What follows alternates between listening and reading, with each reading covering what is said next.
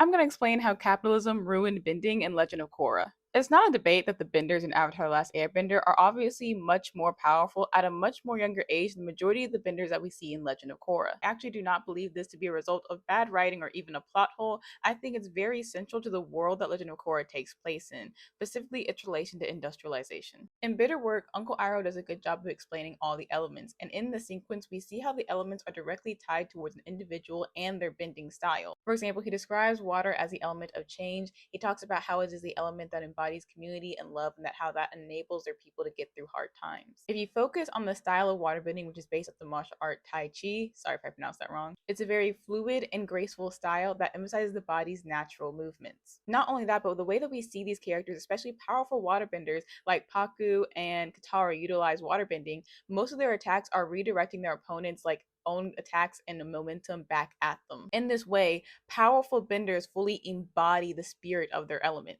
Bending is essentially spiritual. Also, bending itself is a very rare talent. Like, bending has to be taught out. We see in the water scroll episode that just because someone is a waterbender doesn't mean that they have a master. They have to find someone to teach them or find a scroll or some other way to learn in order to be able to become good benders. Fast forward to Legend of Korra. Legend of Korra takes place in Republic City, a highly industrialized society. Essential to this industrialization are the concepts of mass production and mass efficiency.